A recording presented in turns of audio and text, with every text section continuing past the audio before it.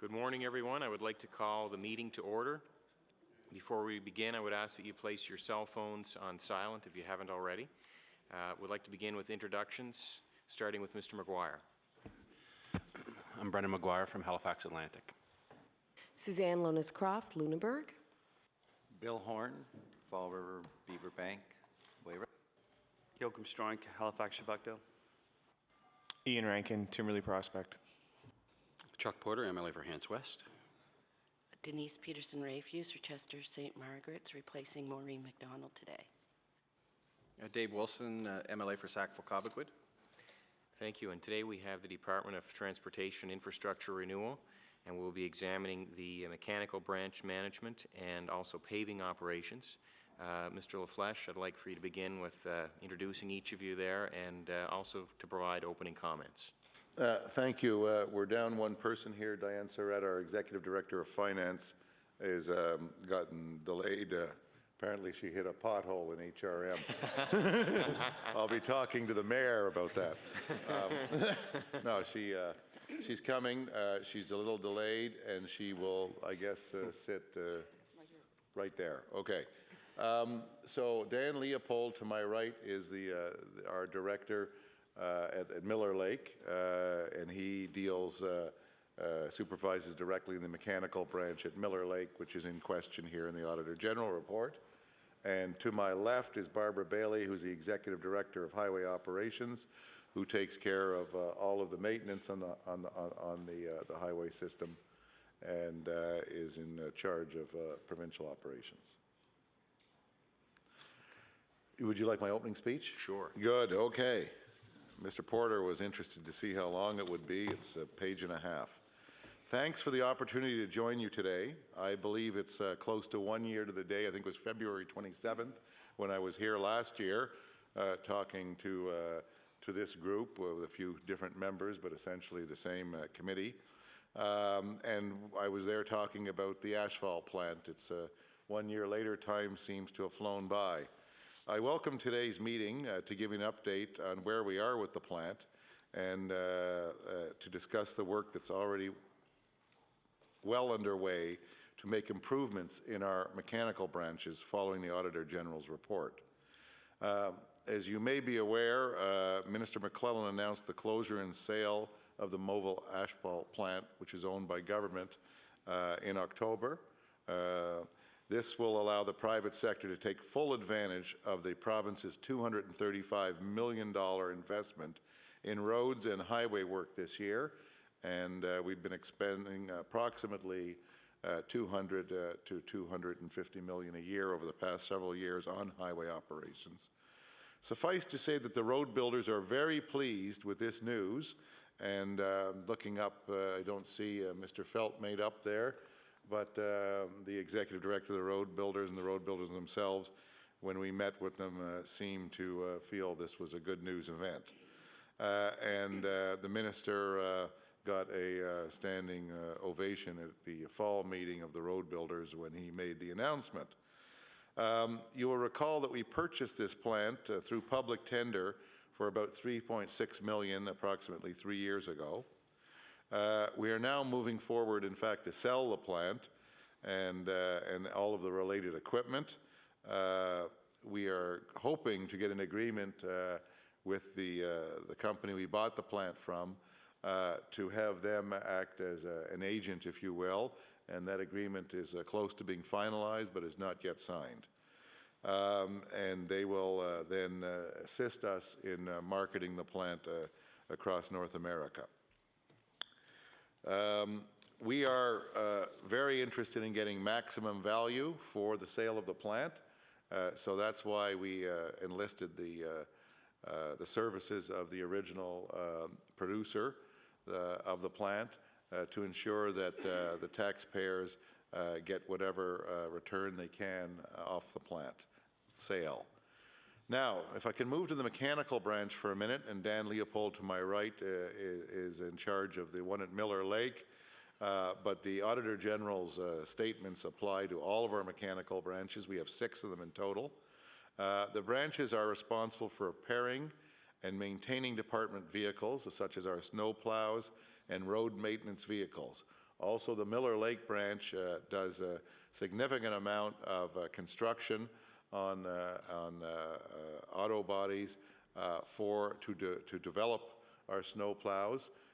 They have to, in effect, put them together from pieces that arrive at the shop, and they also build other specialized vehicles, such as our bridge maintenance repair vehicle we recently put in service in the last year.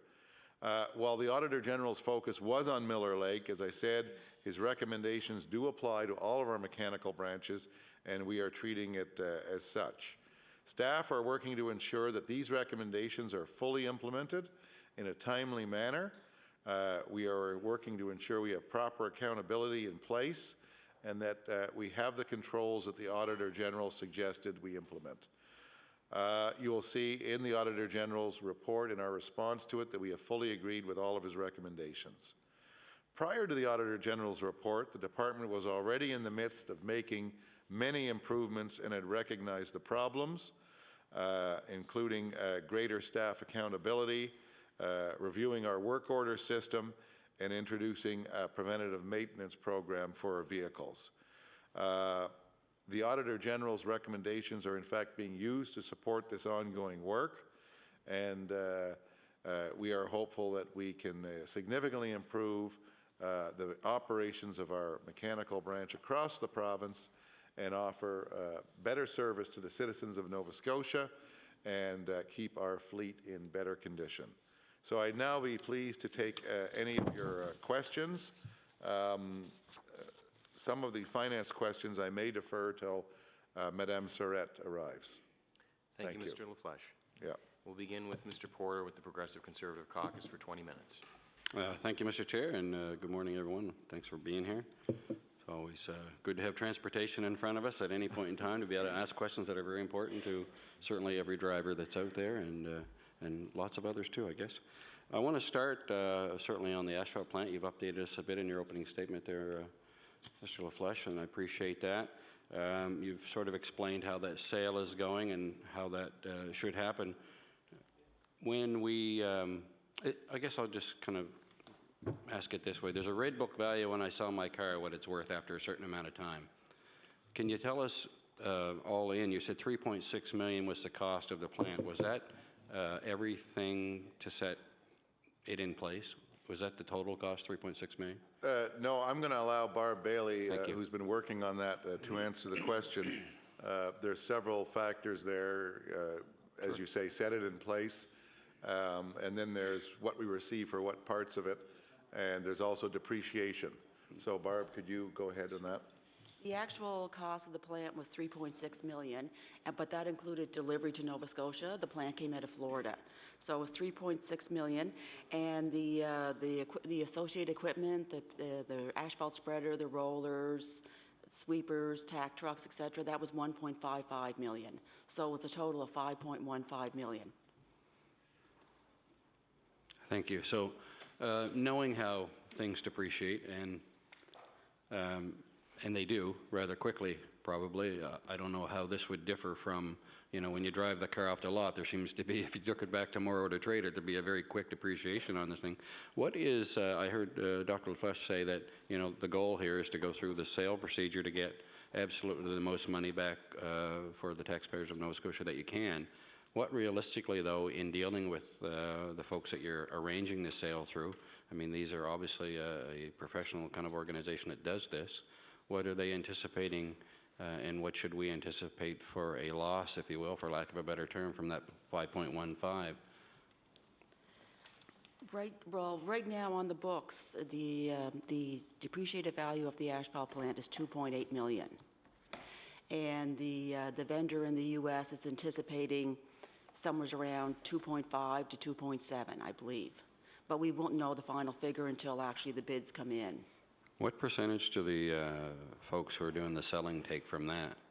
I believe it's... Is that how it's done? I'm only assuming that that's how it works. Yes, it is. It's a percentage. Just like when you sell your house, the real estate agent gets a percentage. Right. And I believe it's 6%.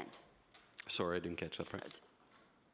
It's 6%. So 6% of that. So just using the figures that you used then, and I haven't done the quick math there yet, but you probably have, what is the anticipated value then back if you get your 2.7 million out of it in the States. And I have to do one correction. That'd be 2.7 million US dollars we're okay. anticipating, which right now there's a 10% exchange on the dollar. We didn't calculate Yeah. the exact Okay. value until it's actually sold. Yeah. Then they'll get 6% of the sale price. Was the 3.6 when it was purchased, or I guess either or number 5.15, were those US dollars or Canadian No, dollars? they're Canadian dollars. They're Canadian dollars. Yes, they are. Okay. But the sale price, it's being sold through the American vendor, so it'll be US dollars. Right. So, again, I haven't taken the time there to do the math, but just quickly, it is a significant depreciation or significant loss on the equipment overall, though. Probably a couple of $1 million+ dollars. Is that fair to say? If we're lucky? I think if Diane can answer the depreciation, that she'd be the better person. Okay, sure. Thank you. Hi there, Diane Surratt. So the asphalt plant was purchased for $3.6 million Canadian. We're anticipating somewhere in the vicinity of about 2.7 million US. As of October 1st, October 1st passed, the asphalt plant depreciated approximately 20%. So there's approximately 2.8 million as of October 1st on the books. So there would be, between October and now, more depreciation of the asphalt plant. So then let me ask you, Diane, is it expected then, and this may be a difficult question, but given you're dealing with an experienced firm who you're hoping to, the sale of this thing, is it fair to say that that 20% will be somewhere? Are they confident that you'll get the balance of, the other 80% of the value back, of the asset back? Or are they would be hard to guarantee that, I understand, but I mean, these people are in that business, are they saying, oh, look, Nova Scotia, it should be no problem to get you 80%? Or are they that confident? Well, what they've told us to date is that it's a good time of the year to sell an asphalt plant and the associated equipment. Probably is. Yeah, as people are ramping up now, or someone wants to get into the business. Yeah. So they have indicated that this is, like I said, an opportune time to put that on the market. No promises. It's the same as when you sell your house, there's Sure. no promises. Yeah, that's true. What is the actual age of this equipment now? It took a period of time to get it here and so on. Are we 2 years or 3 years old now in? Yes, we ran it the first season, we ran it for half a season, and last year we ran it for the whole season. Right. So we've run it was 2 years. So you're going into what would be considered third. probably a third-year Correct. sale, discounted price or whatever they're doing as they market the equipment then, yeah. Okay, thank you for that. Mr. Porter? Yeah, sure. Mr. LaFleche? Sorry, I got to wait for you, yeah. Perhaps the best thing for us to do, because we're beating around here US on the buy, and then the depreciation was, Canadian on the buy, US on the sale, and the depreciation, it was stated what it was in, is that we produce a little table so that no one in the opposition or the media are confused about the figures, because that conversation might have resulted in a little bit of confusion about what we're doing. And I want to point out that the depreciation is not a loss. The depreciation is the use of the plant. A loss would be the difference between the depreciated price and what we get, and we don't know what that is yet. So I think we'll produce a little table, Mr. Chair, and in the next day or so, and submit it back. So if anyone could hold off on making conclusions on whether we have a loss or a gain until we've actually sold the plant. We're talking hypothetical here.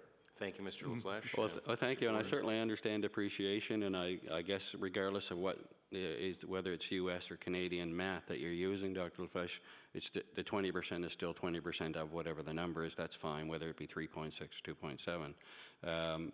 And I guess I would only say this with regards to the maybe loss versus depreciation. Not for me to say, I guess, but the taxpayers who are concerned about the issue will decide whether it's a loss or not to them when they see what the actual 20% equates to and what they got in value. And I guess that's where I'm going to go next is, what did we get in value? How much did we actually get done? So do we have a number of kilometers that were actually paved total? Can we put a price tag on that when we look at comparing maybe that 20%, if that's where we're at? What was the actual value in this? Was this just a bad experience, or did we actually get something for our money? That's what this committee is about, as you well know. We're looking back to see how things work. Ms. Bailey? Yes. In the 2012-2013 year, as I said, we only worked for half the construction season. The asphalt plant wasn't indeed delayed. And once we received the asphalt plant, we had to commission it. And it's not like driving a new car off the lot where you usually have no problems. There was a lot of work to do with the commissioning. So in that year, we paved 54 kilometers. We had planned to pave 88, and recognizing the delay in the season, the balance of that was contracted out to the private sector. Sorry, 54 kilometers was that? Yes, for the first year, we did 54 kilometers. And the price per kilometer was approximately $138,000. So you'll just have to do the multiplication. I don't have that done here. $138,000 per kilometer for Yes. that 54 kilometers. Exactly, yes. And the second year, last year, or this year, I guess, the construction season passed, we paved 96 kilometers. And that was our projected plan for the season, the 96 kilometers, so we completed all of our work. And our cost per kilometer for this past year was approximately $116,000. Can you tell me how those figures compare to, say, the road builders, or you know, you tender out and you go through your normal process that we've done in past years? So breaking that down. Okay. I believe you folks have a chart. Were you supplied with a chart here on the prices over the last few years in your Probably. package? So, Show them the chart. okay, just a minute here. Okay, I'll just take it in my binder. Yours would be in color. Okay. Okay, so,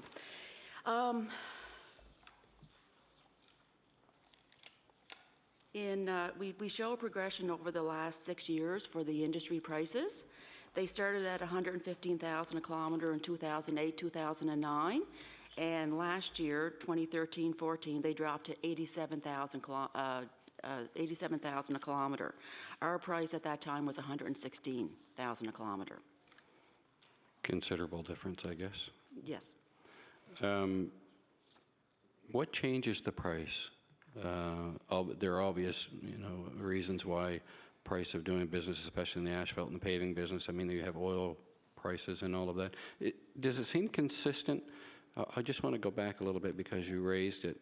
Previous to the province having their own plant, and it might be difficult to really show the pattern if there was one, but what was the cost of private industry per kilometer prior to Nova Scotia having its own plant? It would be $110,000. That's for 2010, 2011. That was prior to? Yes. And then it dropped down 20,000, we'll say, or 15,000, 13,000 maybe? Yes, 13,000. It was About around 13,000. And a lot of that would be with the oil, cost of oil and fossil fuels. Yes. Up and well, down, that price probably changes fairly often. Yes, there's a number of factors. Well, the price of liquid asphalt is certainly one of those factors. We also have our number of bidders per contract has increased each year.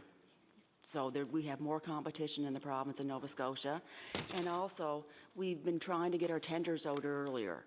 And the earlier tendering has resulted in lower prices too, as people can better plan their work. Sure. Yeah, I appreciate that. What was the time frame? Let's just look at the tendering process if we can a little bit. Maybe we can speak to that as well. Dr. LaFleche, you're looking like you want to speak to that piece, did you? Or I don't want to cut you off if you had. No, I wanted to find the table, and I think Ms. Henry now has it. Okay. And she will show all of you where it is. You do have it. Probably and, in the I think plan. the important point in the table, which you were very good to point out to everybody, Mr. Porter, is that there's the 6 years. We've got 6 years of private sector. Yeah. And you see how it does go down. Actually, when we first purchasing the plant was your question, but actually what really probably matters is when we decided to purchase the plant or when we put together the plan. So that was back out here when we had significantly higher private sector prices. They did go down, and these last 2 bars, which are hard to see but are in color in your material, shows our 2 years of operating costs. The first partial year, very high operating costs, around, what was it, 160 something? 138 in the second year, about 112. 16. 116. Yeah. The private sector cost at its highest was, it helps if I put my glasses on, just around 116 if you look back. So we basically got down to the best, to the highest private sector cost in the last 16 years in our second year of operation. So I think that chart says a lot for you. Thank you. And I guess I could probably build on that by saying the anticipated figure would have continued to go down. Is that the assumption you're making? Mrs. Bailey? That'd be truly speculation. Yeah, You know, okay. as the crew gets more proficient, it could. It also depends on the season you have. If you have a lot of rainy days, your overhead increases, so your price per kilometer goes down. So that's really speculation. What is the biggest difference in the private industry bidding and getting the jobs? How come they can do it cheaper than a government-run plant like we've been tested on the past couple of years? Well, you can answer that. Okay. Ms. Bailey? Okay. Well, as the deputy just said, we've gotten down to the price, last year we got down to the price that the private sector was at 6 years ago. It'd be production volumes. Yes. Would be probably because your overhead is constant. What's the goal with this thing to do more than you did year 2, 96 kilometers? Would you have anticipated doing more than that, or is that somewhere in the average that the department at the time of making the decision want it to be at? That was around where we wanted to be at, So yes. that price would vary maybe a little bit year to year based on those few variables? Yeah, we were anticipating around that figure. How many? Okay, go ahead. Bill. If I can add to that, and maybe this is a repetition of what I said last year, the reasons that we got into the plant, and appreciate that none of us were in those positions, No, sure, that's fine. including Mr. Rett at the time, but the reason the department got in is because the government was looking for a way to reduce paving costs. In many cases, we had a low number of bidders. We had a lot of work being done in other provinces. And so the interest here, particularly in some of the rural, remote areas, was very limited, and we were suffering very high tender offers. So we were looking for a way to reduce costs. One of the ways that the officials came up with and submitted to Treasury Board was to look at having a plant of our own. There were several reasons for that, and I don't think any of the reasons were to do it lower or cheaper than the private sector. The concept was based on the fact that we had a lack of bidders. We felt that we could shake up the market a little bit and get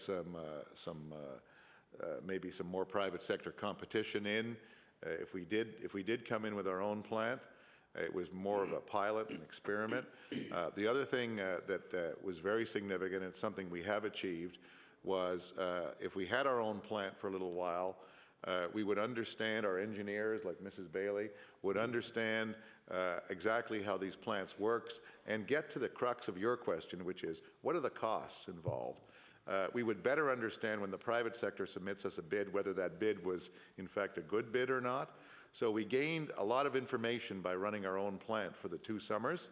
We've probably achieved what we needed to achieve for the next little while.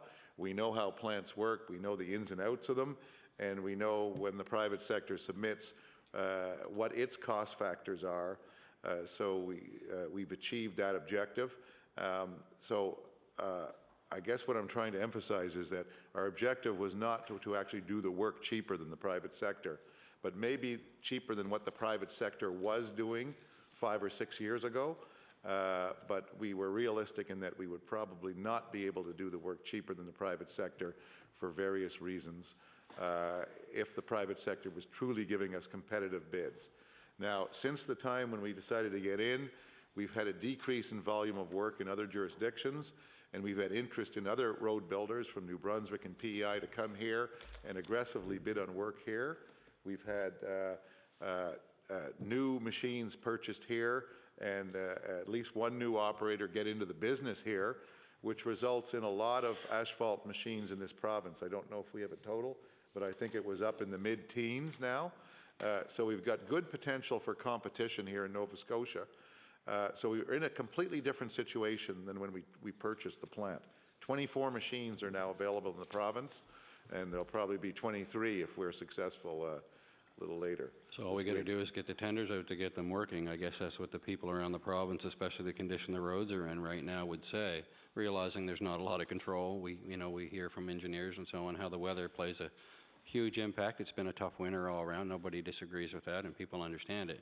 But what they don't understand is when those machines are sitting idle. In the construction season, they want to see them obviously out working. They want to see those potholes being fixed. And I know my time is drawing near, and it goes by far too quick, but we'll get to some more of that as I move on. But obviously, realistically, I think was your term, you couldn't do it cheaper than what those outside tenders were, correct? We never did do either year cheaper per kilometer. We were not successful at that. Maybe I can rephrase your question, which if the private sector wanted to be truly competitive, we were under no illusions that we could do it cheaper than them. But if they were not competitive and they wanted to submit high tenders, we probably could. So it was... Okay, I understand what you're saying. And you also alluded to the fact that Ms. Bailey and others and engineers are out there. Could engineers from the government department not look at this tender and say, well, this is, how do you decipher whether or not it's a fair tender or not? I do realize if there's 3 or 4 or 5, the number of bidders doesn't matter, but if there are more than one bidder, the prices could be significantly different. I understand that, but does the government not look at that tender and go, wow, there's a big number here and there's maybe a fair bit less number here, there's something not quite right? Usually you're getting, if you think about value for dollar, what you're getting for the cost of that tender, are you getting the same thing? I would look at that if the prices were significantly different. If they weren't significantly different, I would say that must be fairly a decent tender that's somewhat reasonable, but somebody a whole lot smarter than me, who's an engineer with the province, who's looking at these tenders and saying, I can afford that, how do you not have some understanding of how all of this works? I'm a little, I guess, confused and concerned over that very fact. Ms. Bailey, I'm afraid you'll have to We'll get back to may perhaps respond in the next section, the next segment for the Progressive Conservative Caucus. We now move to the NDP with Mr. Wilson. Thank you, and welcome to Public Accounts. I know it's almost been a year to the day that you were before the committee. So we'll take some time today to talk about paving operations. And I want to be very upfront, coming from the riding of Sackville-Cobequid, where there are no provincial roads other than the entrances and the exits. I don't get a lot of complaints, but being involved in politics for almost 11 years, having many colleagues and from all sides of the floor talk about how important roads are, and just coming off 2 days of traveling around South Shore and up Cumberland County, roads are a big issue as soon as you get out of HRM, and they're a concern in HRM also. So paving has been a huge issue for years and years and years. Every single MLA, I think, in the legislature hears from constituents about paving and the importance of having the work done on time.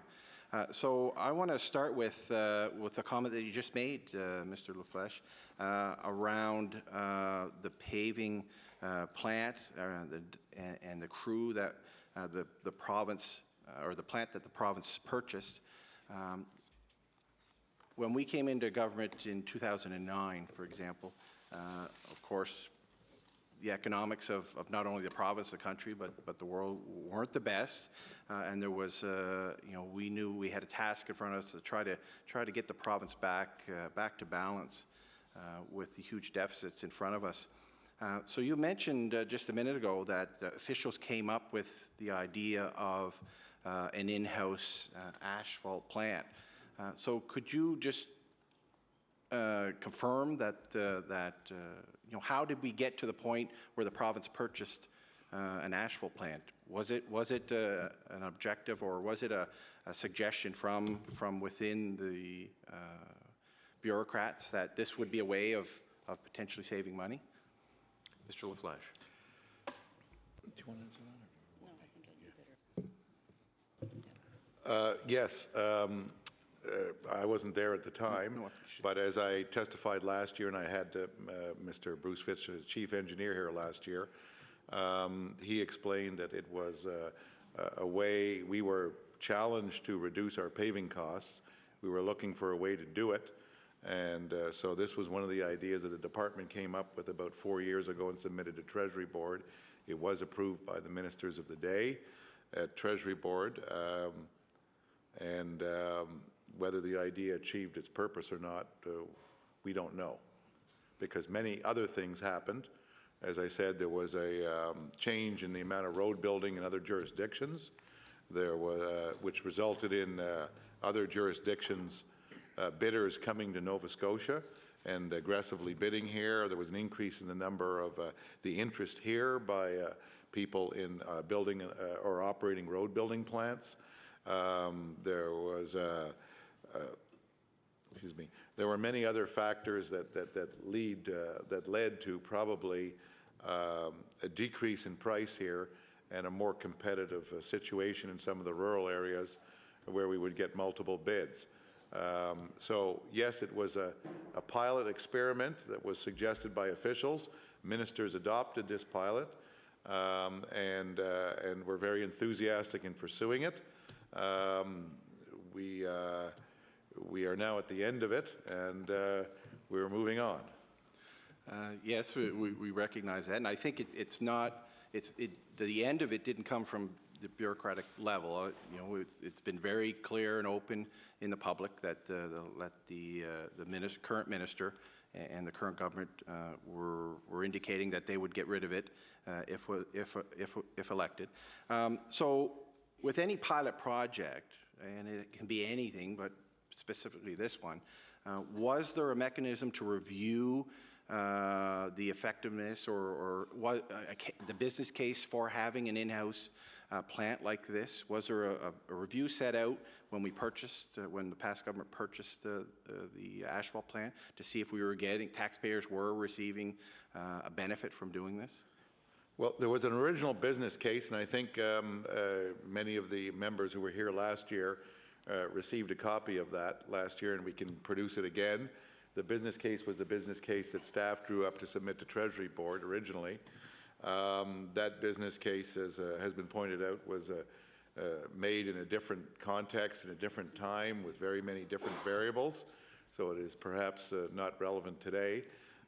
There was a plan, as we spoke about last year, to around 3 years in, to commence a review of the asphalt plant operations. We haven't gotten to the 3-year point, so we're not going to be doing that review. But we do have all the data from the first 2 years of operations. We have all the data from the public tendering process.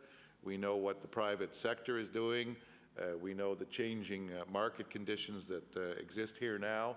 So that will allow anyone who's interested to look at their own opinion, form their own opinion on whether or not the pilot was a success. In terms of Nova Scotians getting more paving for their money, this is in fact happened. Whether the asphalt plant had anything to do with it, we are unable to say, because there were many other factors that led to a decrease in price. And I would agree with you on that, and one of the reasons why I don't think Nova Scotians will know, or you can't say, is that there was no review done to see if this was the right move. And that was from the onset, I think, of the former government, to make sure that things were going forward in a manner that respected the taxpayers' money of Nova Scotia, ensured that we addressed a huge issue around paving as much as we could. It's I think, and it's our belief with the NDP Caucus, that the cancellation of that was premature.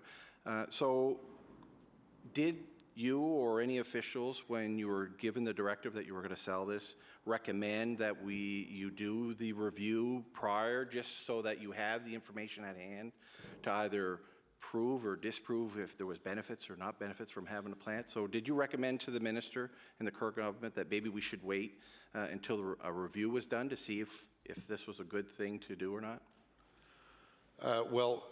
We did not recommend any such review. What we did was produce all the data we could, and allowed the minister to take a look at it. And we did not provide a recommendation. And as I said last year when I was here, we are really unable to say, given the vast number of factors that affected the market in Nova Scotia, whether the asphalt plant had a beneficial effect or not. And I think the way I stated it last year, both in the media and here, was that we are unable to say whether it had a detrimental effect either. Yeah. So in conclusion, the market has turned in such a way that the Nova Scotians have enjoyed a significant reduction in cost, many more bidders, and in fact, access to private pavers in all across the province, including the rural and remote ridings. So for whatever reason, as the previous minister used to state, the situation has turned to the benefit of Nova Scotians, and we're very happy that has happened. And you know, I think that's important that we maximize the dollars we have to try to get as much paving as possible. You mentioned in one of your previous responses that things have changed now. There's more competitiveness around the tenders. You mentioned that there's outside companies now looking at the tenders. So are you saying that there's more interest from outside Nova Scotia now here in the province looking at trying to do some of the paving? That concerns me a little bit because, you know, I want to see Nova Scotians and Nova Scotian companies working in Nova Scotia. So is there an increase, and can you tell me is there a percentage? Do you know that outside companies from outside Nova Scotia are working now, doing some of the work, or I know paving season's coming up. Can you give me any insight on what that looks like? How many companies do you predict would be from outside Nova Scotia doing work within our province? Well, I think percentage is the wrong way to look at it. After the tendering process is finished for the season, we can probably tell you what percentage was won by outside companies, bearing in mind that outside companies hire local staff in many cases. So it's just that the company may be operated from outside the province or owned.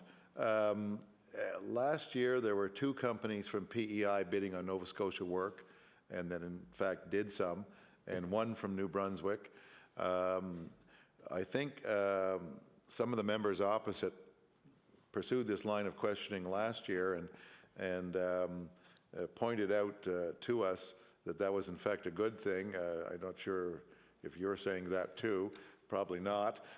So differences of opinion may exist in the opposition and in the government on that. But for whatever reason, that helps get the prices down, and they do employ Nova Scotia labor, whether it's in the bridge area or in the highway maintenance construction area.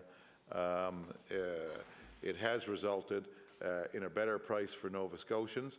I should also add that there has been new activity in the Nova Scotia company side too. So it's not just that outsiders have come in. There are more Nova Scotian companies eligible to bid. For instance, Nova Construction bought a mobile plant last year, and after many years of being out of the business are now back in it. And as you may know, their reputation, they're a very aggressive bidder. So this is good news for Nova Scotians. What concerns me is that you couldn't say all of those companies will hire Nova Scotian. You said in many of the cases, and nothing against our neighboring provinces, especially since I married a Prince Edward Island woman.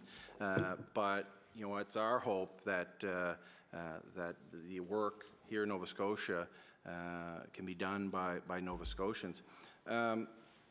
One of the other areas that I know worked to the benefit of especially to Nova Scotian companies, was the fact around getting these tenders out early, so that, or much earlier than historically they had been, so that companies can figure out what their plan is over the coming months and through the paving season. And I know it was a criticism for many years. So I know last year at this time the tenders were out much earlier. Your department reported about 68% of those tenders were out by this time last year. Can you give me a status of this year's percentage of tenders that are out currently? In order to save my dying throat here, I'm going to let Ms. Bailey answer some of that, but first I just want to address the issue of Nova Scotia workers. You know, premiers, including many past premiers of Nova Scotia and other Atlantic provinces, have been very outspoken about the need to cooperate in the Atlantic region.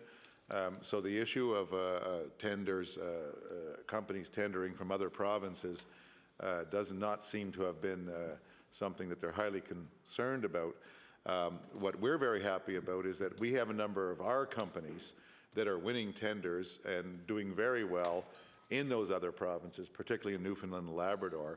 So it works both ways, and I believe, I may be wrong, we can find out from the road builders themselves. I think we're doing very well in winning. Our companies are doing very well in ensuring that some of our Nova Scotians are employed by winning tenders in other jurisdictions. So we've got to be very careful about being too possessive about the work in Nova Scotia. And with that, I'll pass it over to Ms. Bailey. Ms. Bailey? Yes.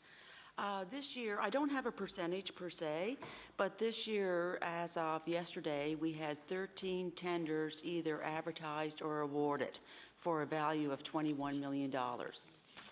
Can you, out of what the total, would you know, could you provide the percentage? My math's not the greatest, so we would need to know how many tenders you predict will be out there. So would it be possible for you to provide a percentage of the company, not today? Yeah, we can. I certainly follow up. I don't have that information with me. But is it less? Is it less than last year? Yes, it is. I would predict it's less. It's probably less than 10%.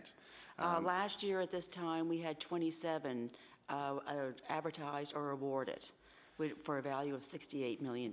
So why would you say there was such a difference? Because we heard it was a benefit to those companies, especially in Nova Scotia, to kind of predict what jobs they're going to look at bidding on. So why would there be such a dramatic change from last year to this year in getting them out earlier? Well, we had a little event. Some of you may have participated in that, called the election. And that didn't happen the year before. This is, of course, I'm always in the embarrassing, whether it was in agriculture and giving out the annual program grants or here in highways, I never seem to be able to get ahead of the curve because of events in getting things done before April 1st. So I did apologize, and the minister actually did apologize, even though he wasn't around, to the road builders for the slow nature of the tenders going out this year. But effectively what happened is the capital plan was a little later than in previous years in getting approved because of the issue of the election. And I think that's simply it. The minister and I and Peter Hackett, who's not here today, but he is the executive director of highway construction, we have all committed that we are going to be a lot quicker, and in fact, we came from a position of far behind because of the election timing to where we're now nearing where we were before, and every day we're getting more and more tenders out. But we do have a couple of plans in the tender area for the future. These consist of better bundling tenders, and going back to the issue of rural and remote areas where we were having problems 5 or 6 years ago.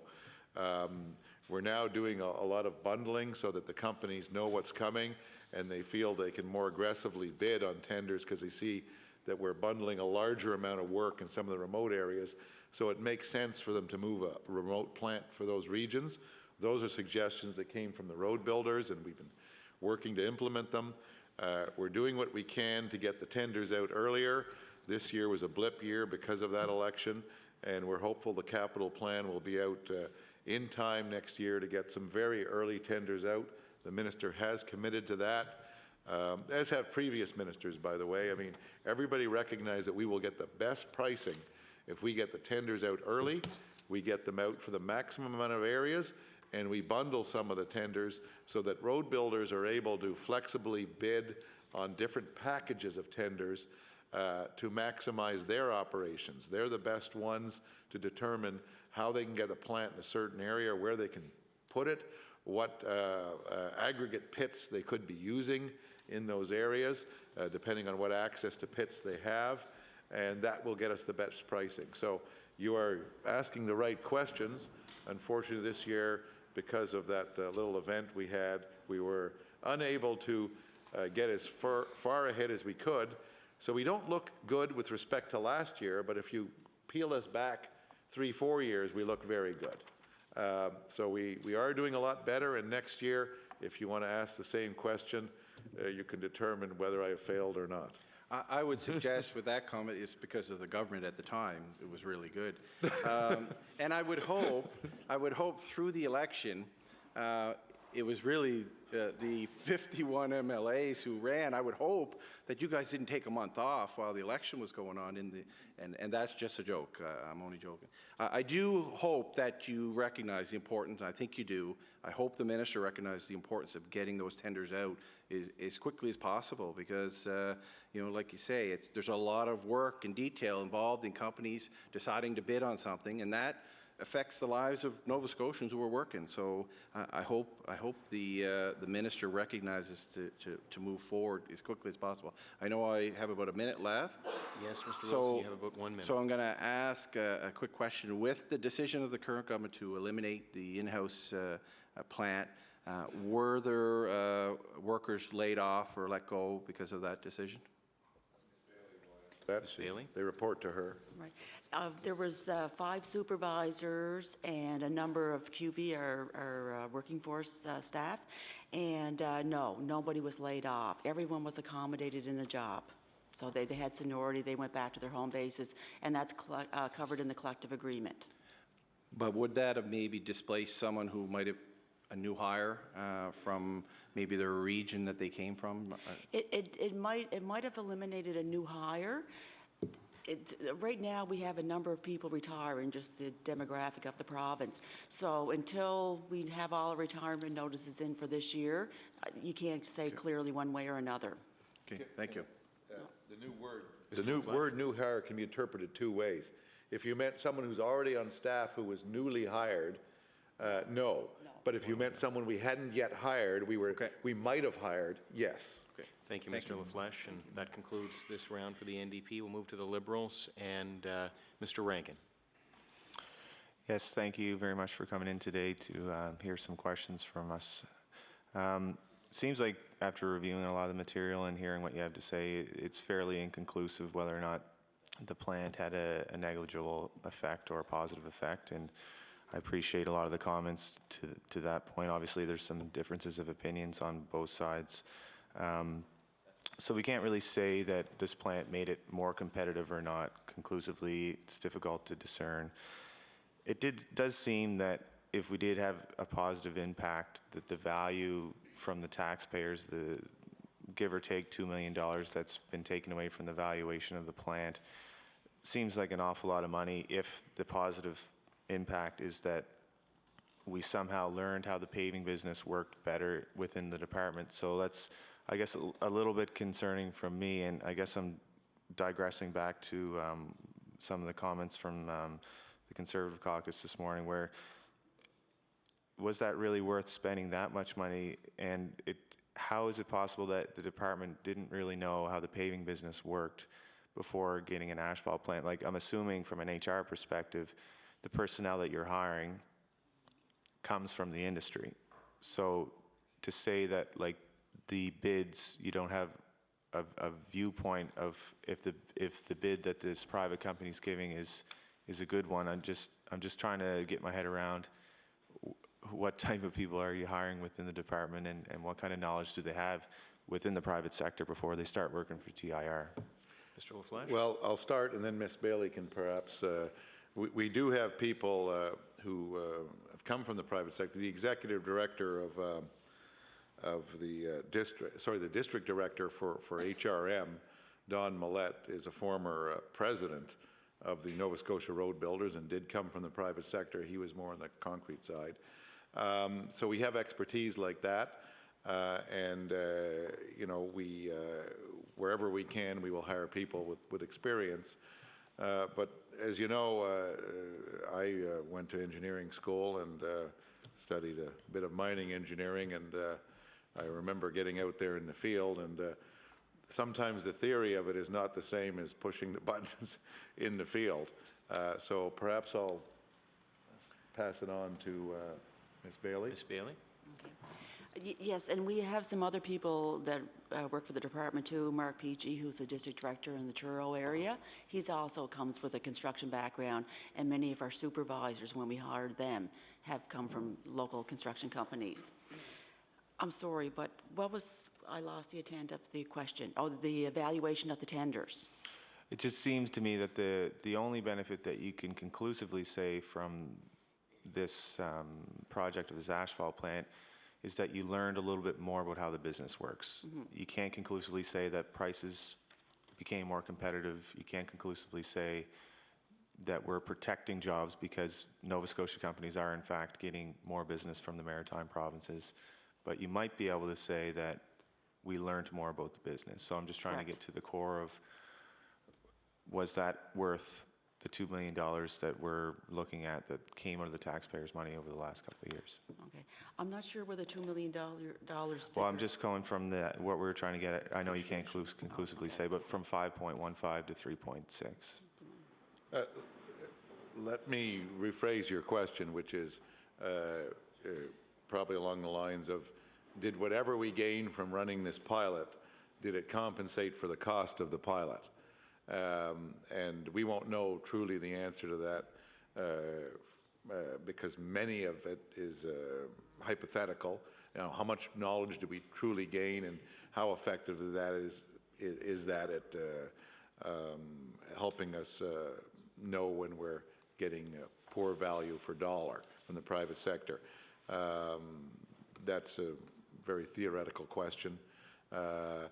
We spent money on the plant, buying it, capital cost, purchasing it, and had we continued the pilot, as I stated previously, we would have been challenged to compete effectively with the bids we're now getting from the private sector. Our average cost of bid, I think you said, was one from the private sector is... Right now? Yeah. Ms. Bailey? Just give us a second there on that. Okay. We'll make a point here. I lost my chart. Oh, here it is. The average bid this year was 87. 87, and our operating costs are about 116. So going forward, had we continued the pilot, we would have been losing, theoretically, more money on that small amount of work we're doing now. Now, appreciate it's a small amount of work. At best, we envisage doing about 6%. So we would have been losing that differential on that 6% per kilometer. And does that compensate, together with the costs of the equipment we would have had to factor in, does that compensate for the amount of knowledge we would gain? Hypothetical question. Okay. And then the other objective, I think, from what I understand with this plan, is to look after some of the rural roads that might not be as attractive for a bidder to take on. So given that we're going to discontinue the plant, will that interfere with the roads that we're now looking to pave? Should anybody be worried that their road won't be paved with this change? Not at all, not at all. And I think I stated before, in the case of the rural roads where we were getting maybe one bidder, and going back to some of the questions previously, it was a situation where we were getting a low number of bidders that caused us to get worried in the rural areas that we weren't getting a good price. We are now getting more bidders because there are more people bidding, whether they're from outside the province or people inside the province who have elected to get in or increase the magnitude of their business. Also, the bundling of the tenders, the earlier tenders are all helping for people to plan so that they can more competitively do work in the rural areas. So we do not have the concern today that we did 5 or 6 years ago when all of this started. So no, no one has to worry that the loss of the public plant will result in their road not being paved this year. We have a plan to pave roads this year. It's a plan of similar magnitude to previous years. We've been aggressively paving roads over the last 5, 6, 7 years. Some of it due to the stimulus. There was a little bit of a peak there due to the recession, but otherwise we're on a very strong path of road paving throughout the province, and we will continue to ensure that Nova Scotians get the roads paved that need to be paved. Okay. Thank you. Mr. Stroink. Thank you. Thank you very much for coming today. Just a quick question sort of thing. Mr. Wilson seems to believe that the selling of the plant was premature. Looking at the graph, it looks like that was the right decision, and our government is, and I feel our government is protecting and saving taxpayers' dollars.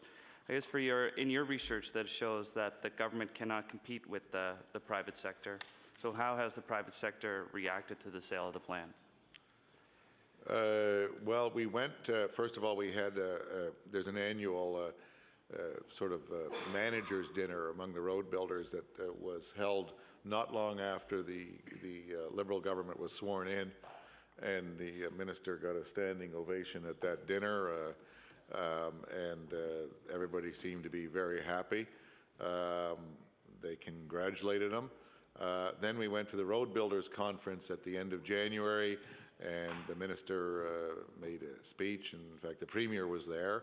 The current premier has been to that meeting several times over the years, and they seem to be extremely encouraged with the government's approach to road building.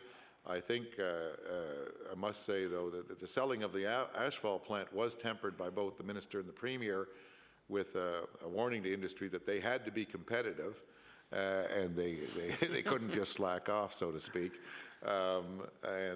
He wanted them to ensure that they would be bidding aggressively, and they would be fulfilling their promise to more creatively pave our roads than we could do in the government sector.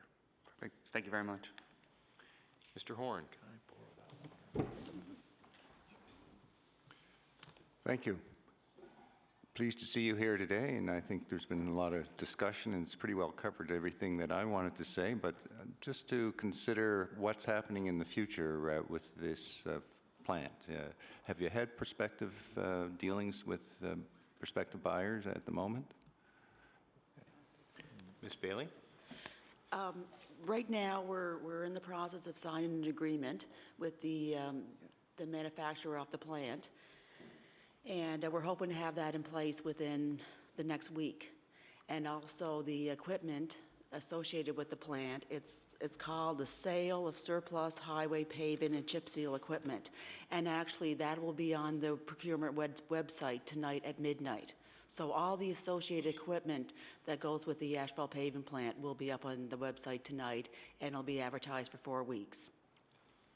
Has the plant been maintained well and kept inside, or how has it been preserved so it can be ready to go? The plant right now is stored out at Dan's facility at Miller Lake, the mechanical branch. Some components are indoors, most of it's outdoors. It works, it operates outdoors. So yes, and maintenance, we've been very diligent on our maintenance for the plant. That's all I have, thanks. Thank you, Mr. Horn. Ms. Lonis-Croft? There seemed to be a lot of concern about how this plant competed with the private sector. And did you feel that it interfered at all during the usage of the asphalt plant, that they were in direct competition with other road builders? Yeah, sure. Ms. Bailey? Okay.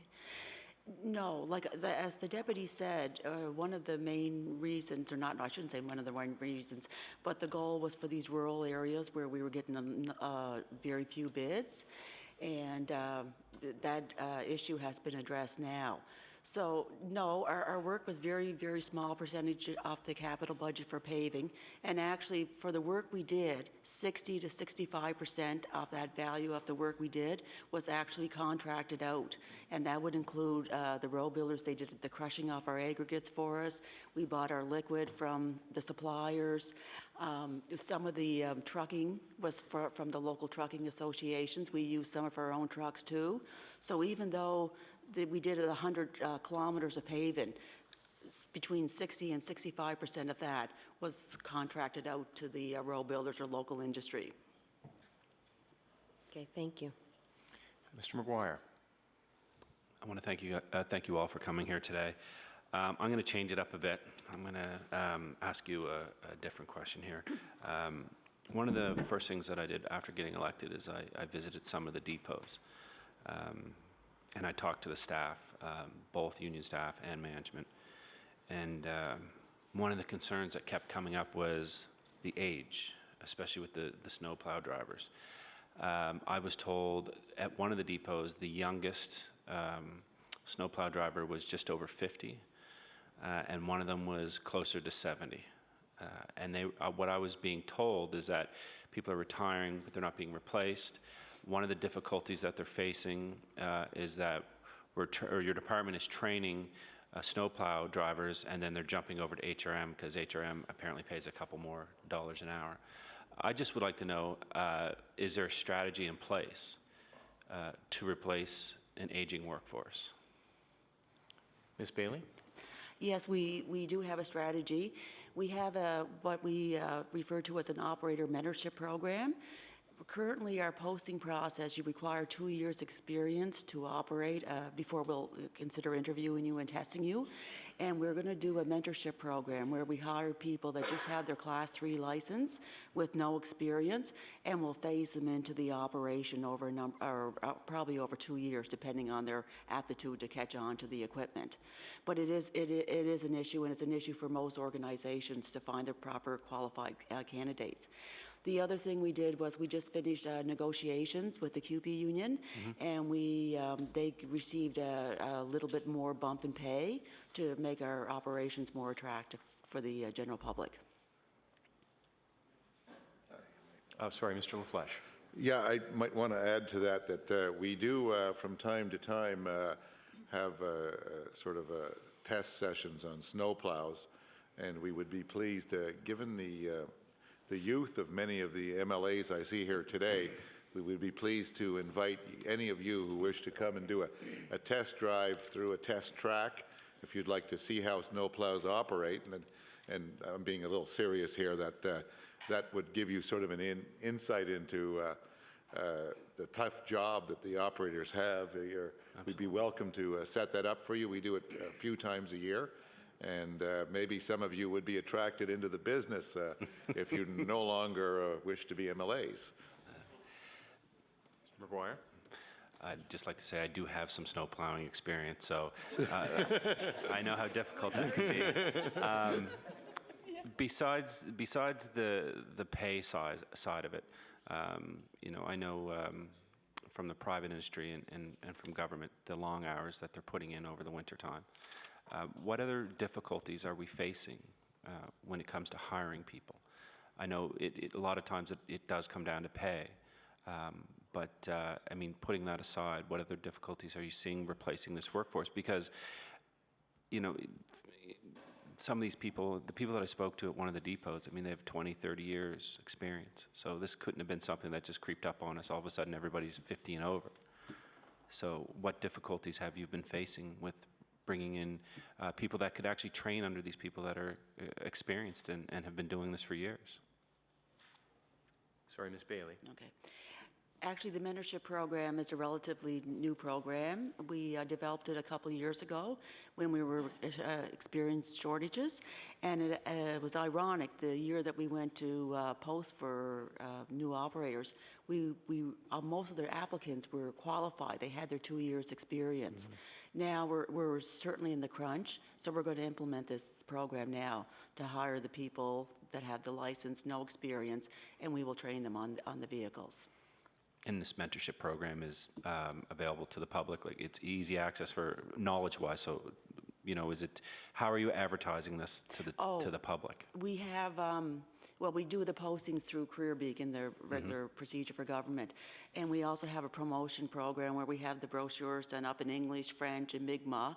We're trying to aggressively recruit from the Aboriginal communities too. It's a fastest growing demographic. And our people, our managers in the field, they go around and they attend career fairs to promote the department as an employer. And this is by no means a knock on the job that the department is doing. I know Mr. Rankin and I, early on in the season, had some conversations, and the communication level over the winter has improved drastically. And out of the depot that we deal with, during a snowstorm, we're getting updates every couple hours, and we're able to relay that to the public. So Great, yeah. I know I appreciate it, and I'm sure Mr. Rankin appreciates it too, and everyone else that has provincial roads. Thank you. Thank you. Oh.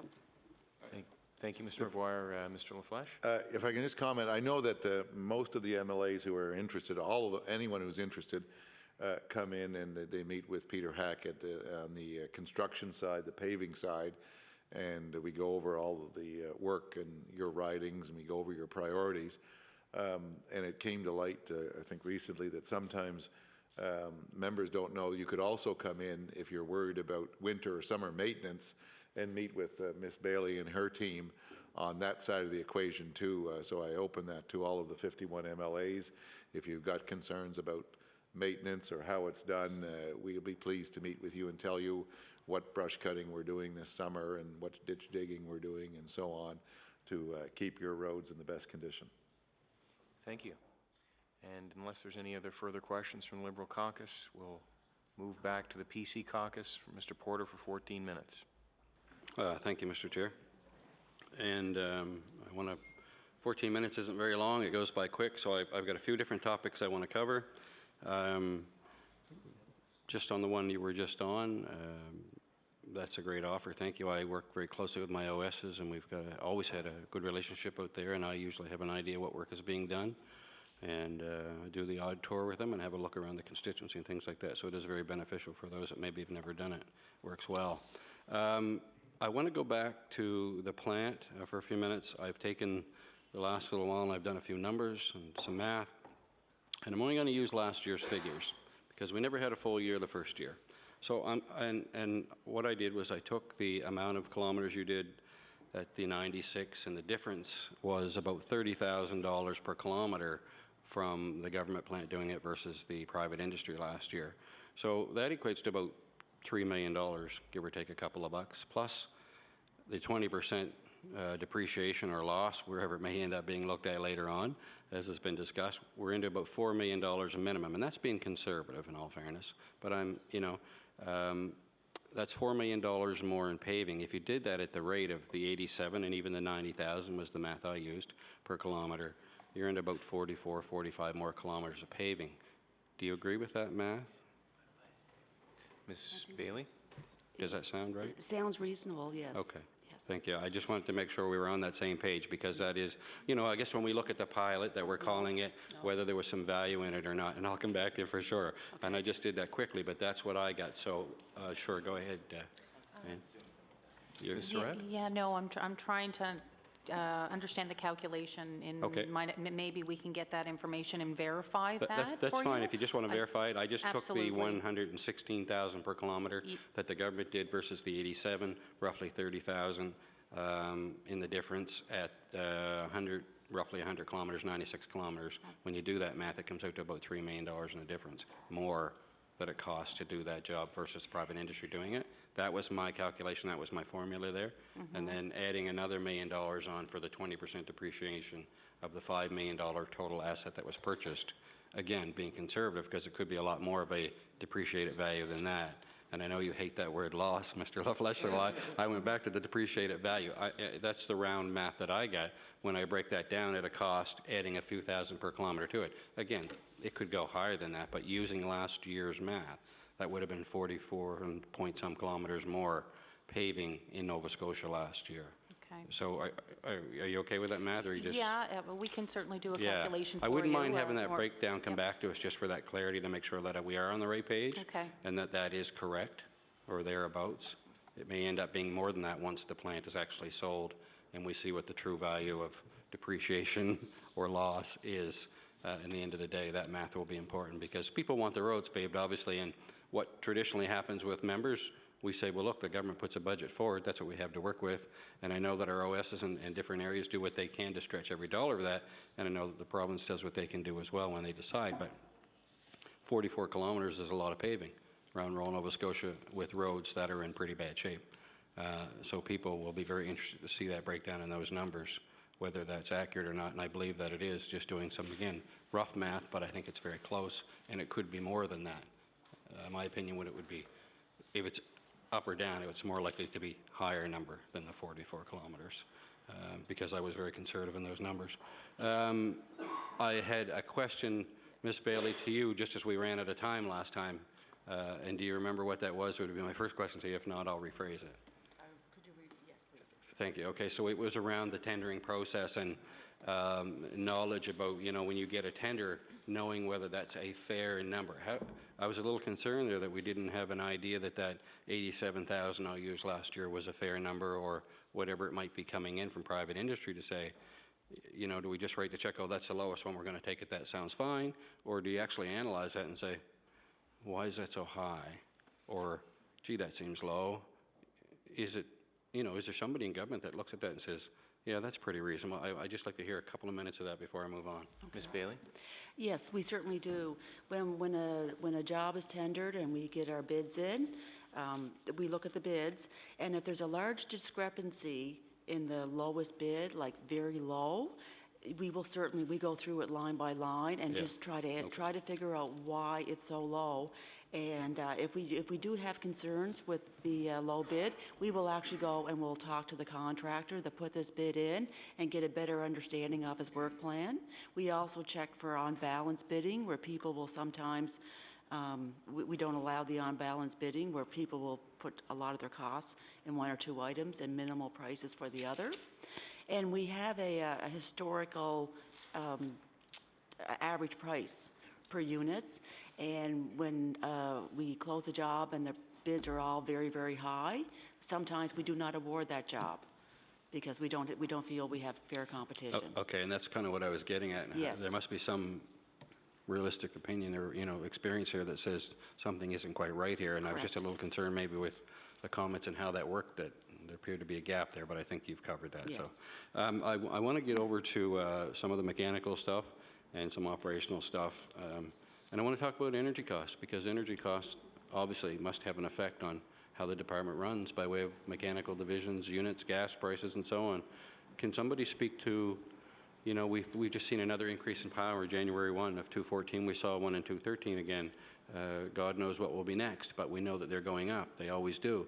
But even at that few percentage points, what does that mean to, you know, our operation in general, and how much more money is that costing us? Anybody get that? Could I ask for a clarification? Are you talking about our electricity costs, or are you talking about our Well, there's electricity, fuel? and we'll get to the fuel. I am interested in the fuel cost as well. They're two separate things, realizing one is more volatile maybe than the other, you know, but I am interested in both, actually. So the electricity costs for what, like running the depot, or? Running depot, sure. Yeah, I mean, we have a lot of depots. We have a... So that the lights and any Total electric cost. heat we would use, or? I guess I'm curious or as to... welding machines, or? All of that. I mean, the department in general must have a fairly expensive electricity bill when it comes right down to that energy, does it not? Yeah. Okay, you want to take that, Diane? Ms. Surratt? Hi, I can speak to CPI, and CPI for our department is approximately $3 million, a little over $3 million a year. Electricity costs, we're estimating for 14-15 in addition to CPI, is just over $400,000, and that would be on the building services side. Yeah, I don't want to ignore your question or say that it's not important, but I want to just point out the complexity is that in our budget, we have all of the public works side. So that would be all the buildings that we own across Nova Scotia, all grouped together including industrial parks, which have where we, in fact, you know, are purchasing electricity in some cases to sort of resell to an industrial tenant. So it's a very complex answer, and I think what Diane Surratt was trying to get at is the consumer price index increase we're projecting is 3%.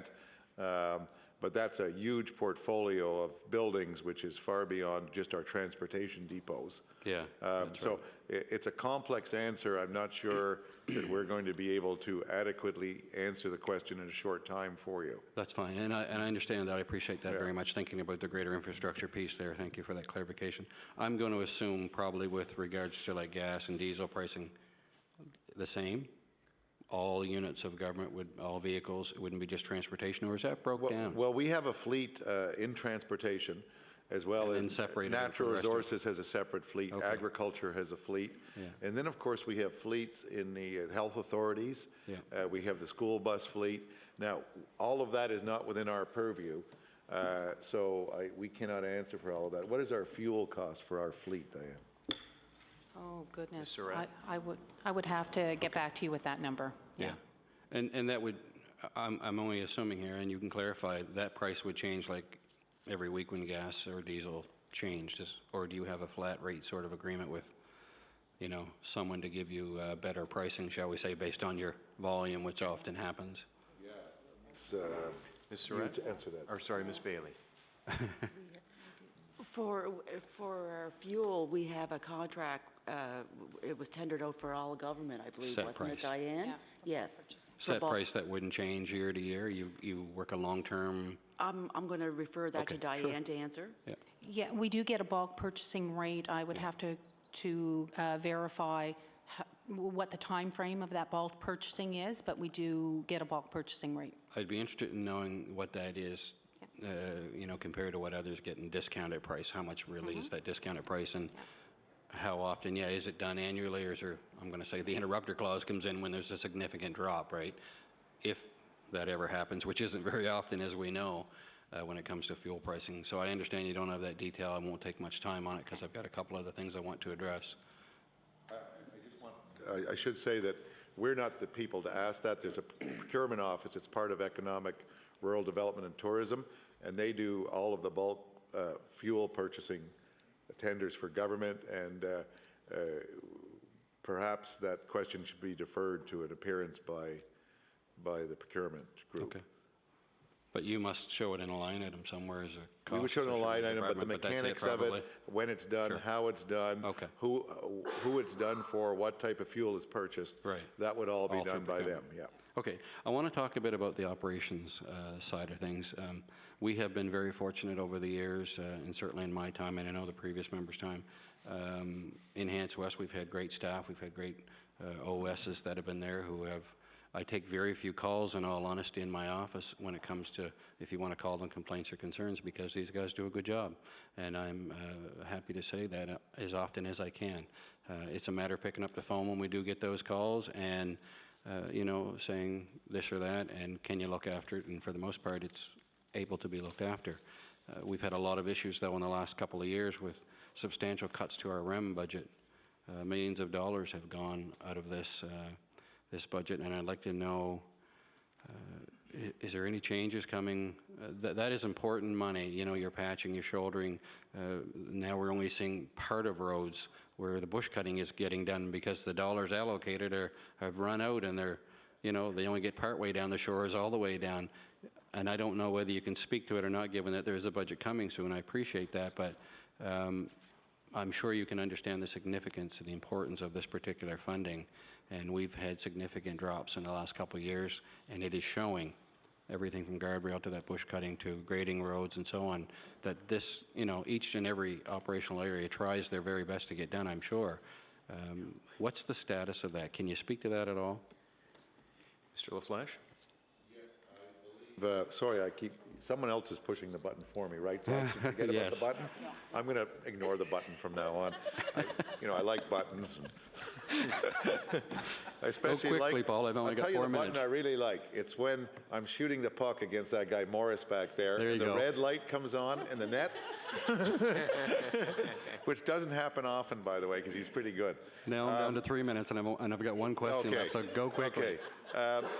The Deputy Premier, the Honourable Diana Whalen, will answer those questions on Budget Day. Unfortunately, I can't give you a better answer than that. That's fine. But we understand the importance of the okay. work you just said. Great, thank you for that. I want to get to, with just a couple of minutes left, as you are probably aware, and I spoke to this in the, only one left, I spoke to this in the estimates last year, this division of operational areas. I now have to deal with Lunenburg, Chester, whatever the right terminology is over there, operational supervisors, as well as Hants West, or Hants County, whatever you want to call it, West Hants area.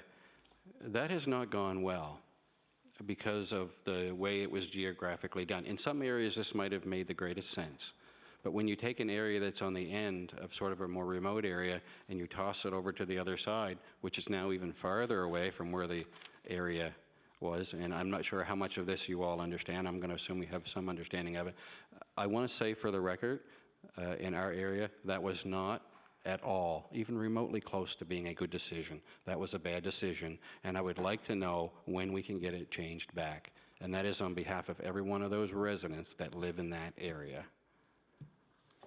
Ms. Bailey?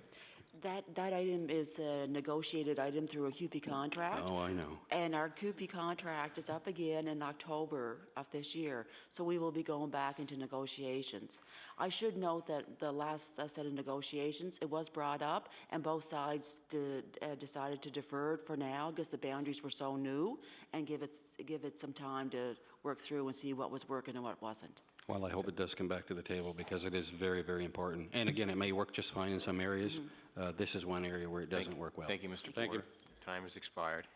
I'll now move to the NDP Caucus and Ms. Peterson-Rayfuse.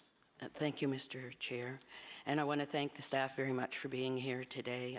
I do recognize and know all the hard work and the dedication, and it must be totally frustrating to be involved in projects that are moving towards success and then suddenly they're taken away.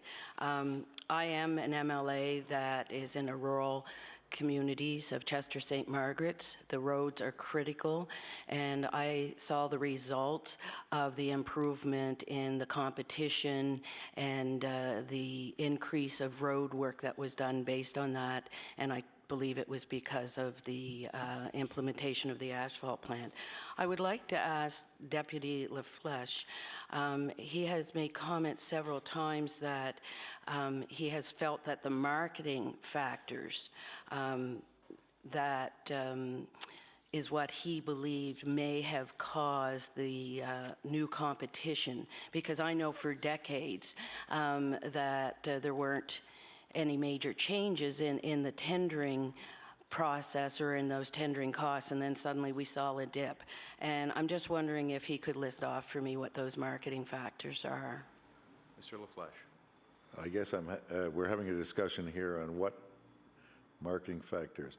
Do you mean like the bundling of the tenders, the earlier tenders, the fact that No, what I mean is that you made a comment that because of a reduction in the private sector's tendering costs, that could be related to marketing factors.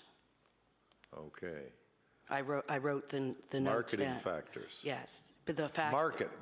Or market factors. Okay, sorry, I'm focusing. Yeah. I thought I was out Marketing, there trying to, but, okay, sell no, people. market factors. Come to Nova Scotia, pave our roads. Yes. Big ads, in the Chronicle Herald. No, Yeah. okay, No, the I market misunderstood. factors, I'm sorry. Okay, market factors. Yes, some of the members who were here last year were very insistent that the fact that there was a reduction of road work in New Brunswick. New Brunswick had, going back 5 to 10 years, a significant volume of highway construction, effectively the completion or near completion of the twinning of the Trans-Canada. And so there was a lot of work in New Brunswick that PEI and New Brunswick contractors were focused on. And for that reason, the theory was, I'm giving you someone else's theory, the theory was that they were not that focused on Nova Scotia work at the time. They had a lot of good work and significant volumes in New Brunswick. With the completion of that work in New Brunswick, these contractors were now able to turn their attention to other areas. So I think that's what I was referring to, and I was really reflecting the comments that members had made at this committee last year. Okay, so if there was a historical analysis, that this would be the first time that New Brunswick basically completed their work and could pay attention to Nova Scotia? I have no idea what the history of that is. Okay. I'm just reflecting the comments that were made last year. Okay. And then definitely, if you know a little bit about what went on in the last 10 to 15 years in the Atlantic provinces, we did have a lull in road building. Would you not agree, however, that obviously that the asphalt plant being in existence had to have some factor in the fact that we started to see competitive rates coming in that were not there before? Well, as we stated last year, and I think as the previous minister has stated, there were many factors that resulted. He used to say, for whatever reason, the price has come down, and there are many different factors which I've mentioned here today. One of them could or could not have been the asphalt plant. Yeah. So we cannot confirm that either way. Yeah, either way. Is there a cost to keeping the plant idle? And if so, what would that be? Well, we're in the winter season, so it would normally be idle now. Yeah. You mean in terms of year round? If you did not use it and you just if we don't sell it for a in the while. spring, will there be a cost? There would be, yeah. The main cost would be depreciation, and. Could we get at some point what that cost would be? Well, there must be a Diane formula can tell us. What is for the annual depreciation figure, Diane? Ms. Surratt? It's an accounting term. Oh, goodness. Is it 20% a year? Ms. Surratt? No, it's approximately 20% to date is what we've depreciated, so I'd have to get you the breakdown. Thank you.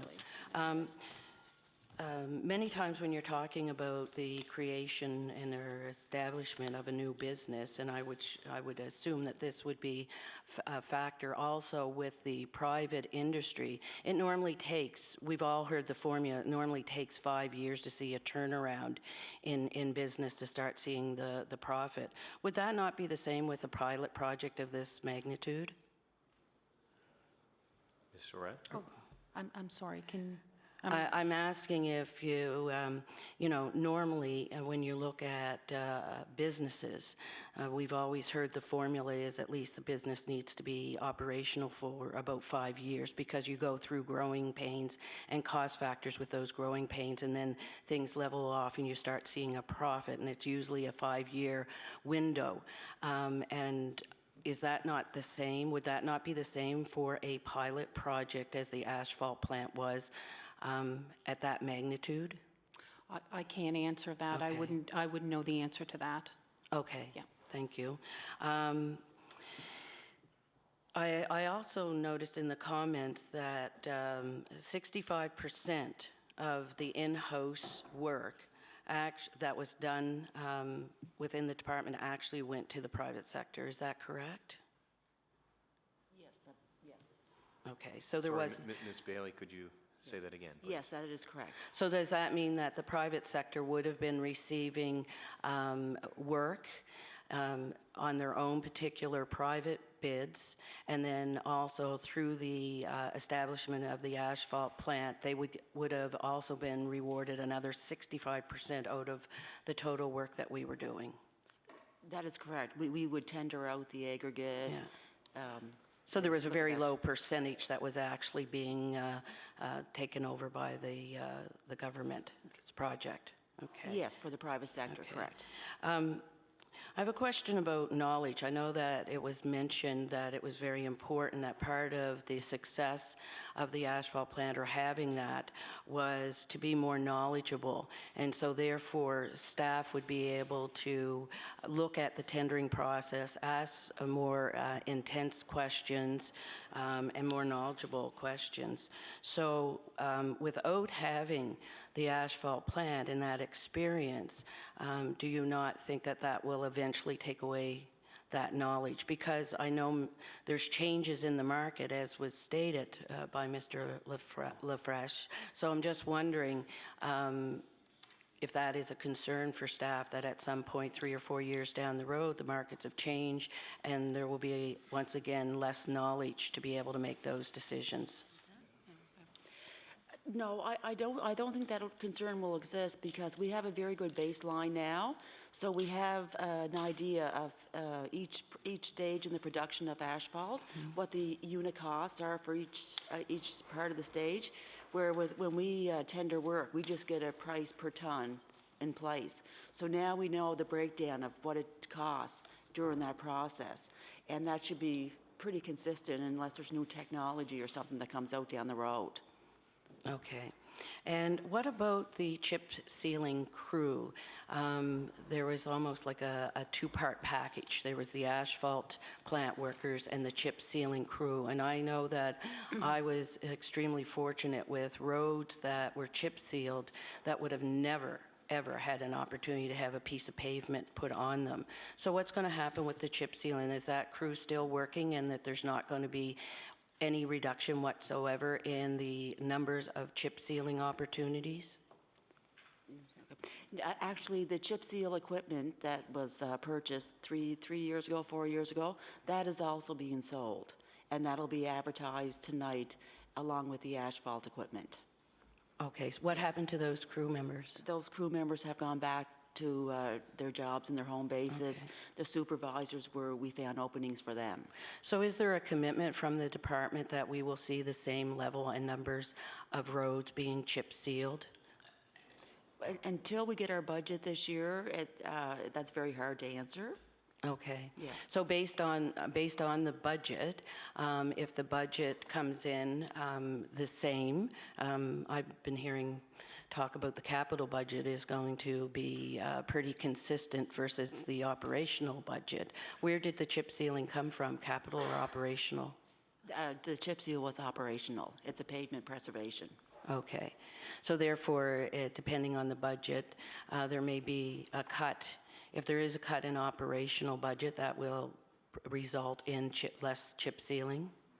I really can't tell you if there's a cut. I guess we'll have to look at that cut when it comes, if it comes, and decide where that's going to be allocated. Thank you. So with the existence, when we had the with the asphalt plant, one of the benefits was the fact that the chip sealing crew had an opportunity to utilize some of the resources and the old recycled pavement from the asphalt plant that they were creating, and they would try to coordinate that the plant and the work that was in the local areas then gave you more opportunity to have more chip sealing. What is the strategy behind that going forward without having that asphalt plant available? Okay, I'm not quite. Oh, the rack. The rack, yeah. Yeah. Yes, yeah, the reclaimed asphalt concrete for the construction jobs that playing off the top layer of asphalt. It was, and it's referred to as rack reclaimed asphalt, and that is a possession. That's a TIR asset. So the asset comes from when the private companies do the work, then you get that rack, correct? That is correct, and there's going to be a provision this year that if the contractor wants that rack, there's going to be a set price that he can buy it back, because it is a valuable commodity. It has liquid asphalt in it. So will there be a coordination with the jobs that are tendered in terms of the paving work and the private sector and the chip sealing? Because that was the benefit that I saw in my constituency, was the fact that there was an ability in-house to coordinate. And now if you're bringing in private sector and you don't have that same coordination, I'm concerned about the chip sealing following behind the paving projects, because that's why a number of roads in the Chester-St. Margaret's constituency had an opportunity for chip sealing because of that coordination. So what is being done in terms of strategies to make sure that that continues? Well, the work that is tendered, we have the ability to dictate where the material goes and where it's placed if we decide to have them to place that. So even though it's contractor work out, we still have the ability to coordinate that and ensure the flow happens. Okay. I have a little bit different question about snow plowing. Okay. And that question is in respect to the snow plowing crew, and there was a mention of the snow plowing workers, the seasonal workers. Have the same experienced seasonal workers been hired back throughout the entire province? So if I looked at who was on the list last year coming back and who's on the list this year, are they one and the same? I know there'll be a few people that may not return back to a seasonal position, but can I do a comparison and see that it's typically the same individuals? Generally, yes, we hire by seniority. So unless there's some extenuating circumstance, the employees that worked last year should be working again this year. And and as we talked before, we actually have shortages. So all employees would be called back. Okay. That I'm aware of. Okay. And that would be in every location in the province? Correct. Okay. I want to talk about or ask a question with regard, I'm flipping back to the asphalt plant. Order, please. Okay. I'm sorry, Ms. Peterson-Rayfuse, the time has expired. We'll move to the Liberal caucus for 14 minutes. And Mr. McGuire? Sorry, Mr. Stroink. Thank you very much. I just have one question I just want you guys to elaborate on a little bit more. As any business, we try to save money and not take losses. And I think by selling this plant and moving forward, we're on the right step. And a big part of that is the whole bundling process, and that's the ability to save taxpayers a ton of money. Can you just walk us through how that's going to work and how that's going to save Nova Scotian taxpayers money? Yeah, sure. The bundling process, the bundling process primarily for the saving of money is in the rural areas where a road is identified for repaving. And when a contractor bids on a job like that, they have the overhead costs to move in. So what we're doing is we're looking at the list of roads that require repaving, and we're adding more kilometers to that contract so that we can be very economical. So the overhead is spread over more kilometers. You have a cheaper price per ton. So we're trying to do that very strategically, and that was actually a request from the road builders, and it was a very good idea, and it's something we're working closely with them on. Excellent. Thank you. I mean, that makes a lot of sense. Okay. So thank you. Thank you. Mr. Horn? Or sorry, Ms. Slonis-Croft. Mr. Leopold, you've been very silent.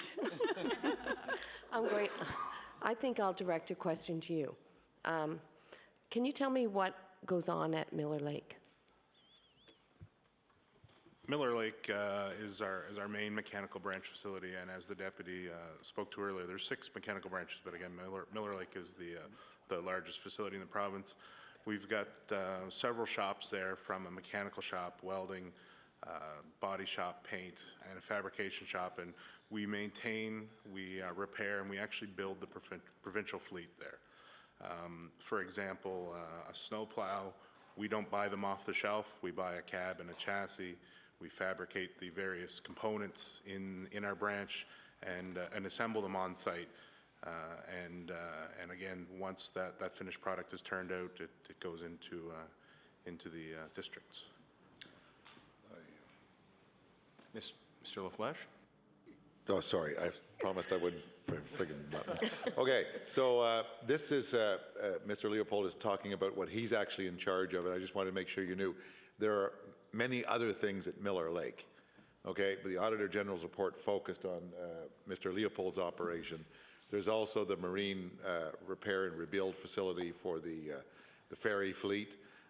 There's a signalization crew for the provincial highway and roadwork signals, lighting. There is the vehicle enforcement activities out of Miller Lake too. So there's a number of other different activities, but they were not the focus of the Auditor General's report. I should also add that Mr. Leopold has kindly offered, if anyone would like a tour of the Miller Lake facility, he would be pleased to take members through. You'll have to put on some boots and glasses, so on. But I think you'd find it very interesting to see what's done there. It is our largest sort of mechanical facility. Great. So were you surprised by the Auditor General's report? I wasn't part of Miller Lake prior to the Auditor General's report. However, I think the department had identified that we had some challenges and some opportunities. Upon taking over in Miller Lake, we focused on communication with staff and accountability, and we recognized that we needed to improve both of those.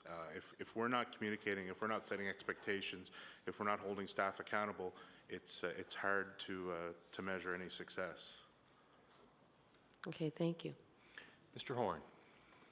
Thank you. Just to elaborate a little bit more on what my colleague has said, I'd like to just get your opinion on the DOT agreeing to all the recommendations made by the Auditor General.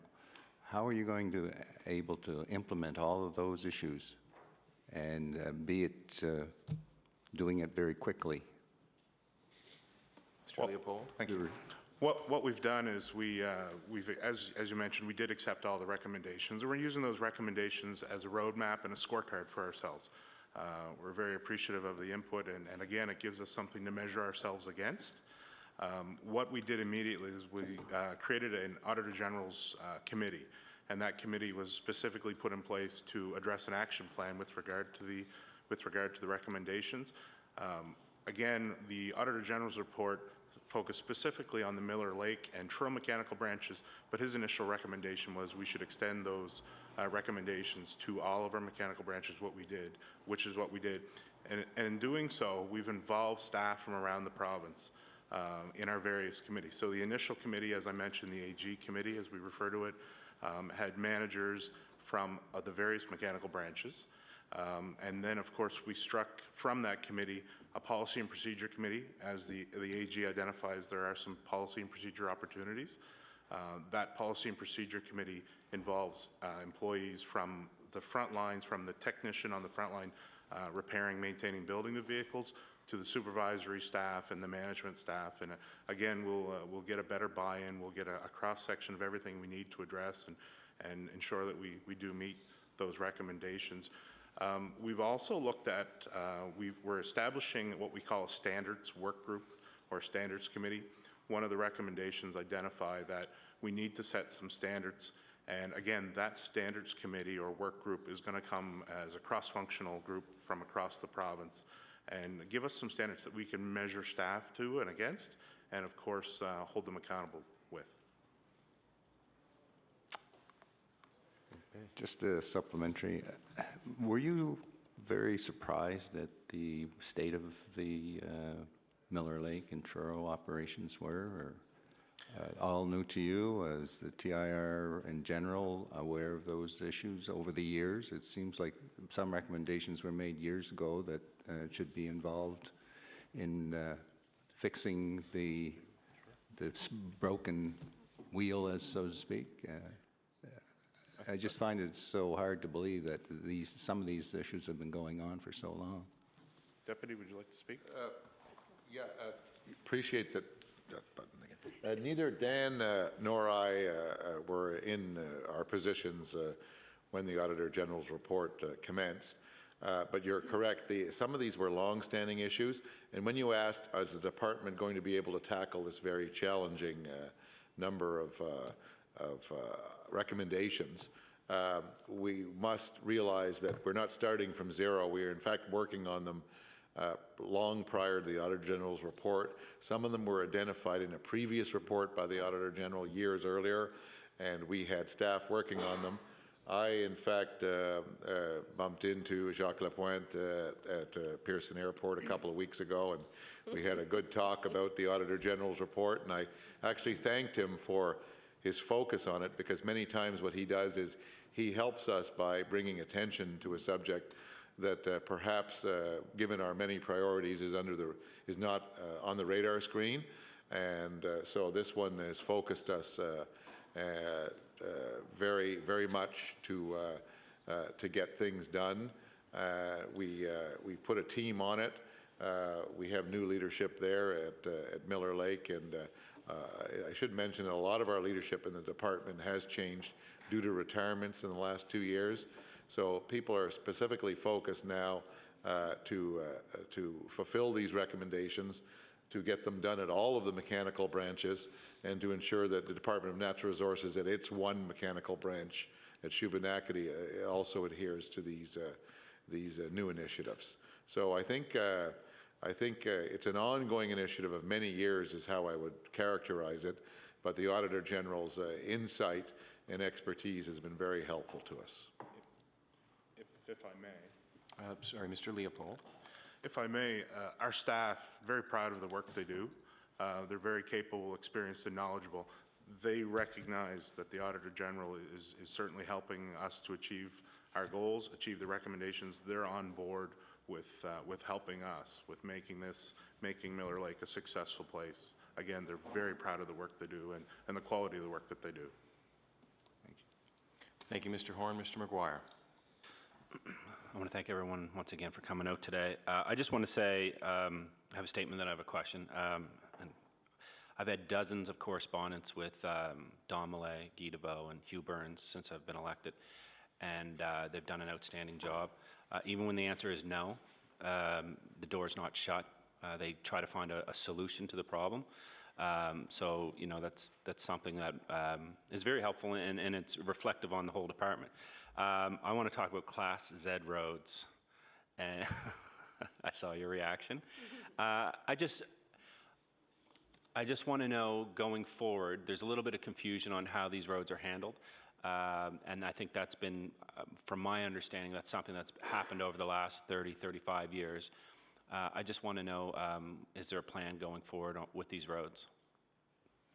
Ms. Bailey. Okay.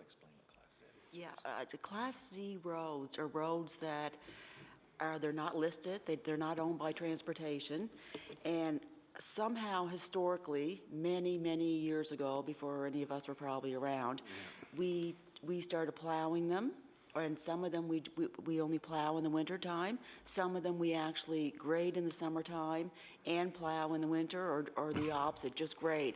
So it's just a historical list of roads that we've been honoring the service on, unless they become in such bad condition that it would jeopardize our gear. We have discussed it, and there was a list compiled about 10, 20 years ago, and it was kind of like, okay, this is the final list of Z-class roads. It's a very interesting topic. We really, right now, it's just status quo on those roads. There's no plans to take them over or anything like that. Municipalities are more than welcome if they want to take them over, but we've tried that. Oh, have you? Okay. We have no definite direction at this time. It's just status quo, is how I would put it. Mr. LaFlèche? Sorry. We have many different classes of roads, and I think there gets to be a lot of confusion. Some of them are cost shared with municipalities. Some of them are owned as Class Z by who knows who. Some of them are privately owned. Some of them were in disputes on ownership. People claim they own the road. We don't mind that, actually, because then they have to plow and maintain it. Or we own the road and we don't know we own it. There's a lot of that because of the history of Nova Scotia. If individual members have individual cases that they'd like to bring forward, I would encourage you to come forward. Over the last couple of years, we've made a significant arrangement with Kings County on the cost-shared roads. These roads were getting to be 20, 25 years since anything was done on them because of the complicated nature of a cost share. And finally, we brokered a deal with the municipality there, which has resulted in a significant improvement in the condition of those roads, and there's an active repaving program going on. We hope to do that with other municipalities, but there are always these orphans or things that slip through. I know in the case of your riding, there's the Chebucto Head Road, which we're working hard with the municipality and the federal government on. These are funny situations and legally, when something is not considered to be our road legally, then we cannot dispense capital on it, because we can't depreciate the capital because we don't own it. So then it becomes an operating cost, which is a different issue. So it gets into a lot of complications. And I know the minister feels very strongly about this, we will work very hard to try and get the right owner of this road involved, or find the right owner, or find a solution, I think, if I can put it that way, to the problem in many of these cases. And once again, I'd like to thank you for coming today. And like I said, it's been, you know, it's good when you're approaching people in departments and you're not just hearing no and the doors are slamming shut. And you know, I think there's some people there that and yourselves and people that we deal with, that you should pat them on the back and pat yourselves on the back and thank them for helping us look for solutions. Thank you, Mr. McGuire. And with that, if that concludes, is there any other questions from the Liberal Caucus? No? Okay. With that, Mr. LaFlèche, I do want to give you an opportunity to provide some closing remarks. Before I do, we did have a few requests for information, and certainly our clerk will follow up with your department. Just for your reference, we did have an offer actually from you to provide I guess a comparison of the or an explanation of the cost of the paving plant, less depreciation, and what you expect to be able to sell it for, the cost per kilometer for the paving plant, I think a clarification on that, fuel costs for operations, and there are a few other items here as well, a breakdown of annual depreciation cost for the asphalt plant, and I believe there's a couple of others which our clerk will follow up with you. But I'd like to give you an opportunity to finish today by providing some closing remarks. Yes, thank you. I'm sure Miss Henry is now located about 20 feet from my office, so she will be very accessible to me in terms of following up, I'm sure. I do want to, I didn't have any closing remarks, but I do want to address one thing that Mr. Porter was asking some very astute questions regarding how many more kilometers could we pave if we did not have the asphalt plant versus having it at our rate versus the private sector rate. We will provide a calculation on that based on last year's cost data, okay? We're not going to mix in depreciation like you were, because that's a different subject, and there is a loss, but depreciation and loss are two different things, and we will show you that calculation in the table that the chair mentioned. So we will give you those costs because that will tell you how many extra kilometers, given last year's rate differential, we could have done had we not had the asphalt plant. And I think that's something that that's sort of something that's of the focus, the minister, that's what he's very interested in. So it's a good question. We're just not going to mix in depreciation, okay, which is a separate subject. Thank you. I want to thank all the members here today for their questions, and I particularly want to thank my staff and all of those who have worked very hard over the years to maintain our road system. This year has been a very, very bad year. It's that 1 in 10 you hear about, and our crews have really been getting almost burnt out there, not only by the job of maintaining the roads, but the level of anxiety that citizens have expressed in the roads.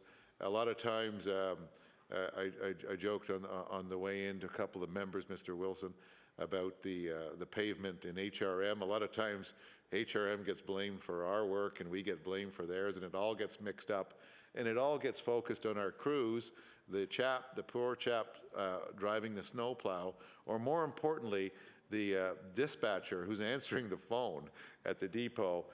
They feel the full brunt of the public's displeasure with the weather this year and our ability to keep up with it. You may know that we had almost a shortage of salt at one point. Ms. Bailey was very aggressive in ensuring that we sent our own trucks, loading trucks, and a filtering operation up to the salt mine in Pugwash. In fact, we visited it to see how it was going, to ensure that we put a second system on in addition to the mine's own system to ensure that we had adequate salt delivery. That was quite a program across the province. There was a big demand for salt in the Atlantic provinces. You may have also heard about a similar problem in Ontario and Quebec. And luckily, through the efforts of our own staff, we were able to ensure that the salt storage and capacity that we had was adequate for the times. And hopefully we're getting to the end of this 1 in 10 winter, and we'll get that 1 in 10 fabulous summer. Thank you. Thank you, Mr. LaFlèche, and to your colleagues as well. Thanks for being with us today. Our next meeting next week will be with the Canadian Comprehensive Audit Foundation. It's a good opportunity for us to meet with them. They travel the world helping committees like ours prepare to ask questions to government departments. So I encourage you all to attend next week. We will be breaking the following week for March break, but the week after that we do have another department coming in, and that is with have a meeting with the Chief Information Office. That's scheduled for March 19th, and I would ask that we take a short recess to allow the Auditor General to come in to brief us for that meeting. So with that, the meeting is adjourned. Thank you.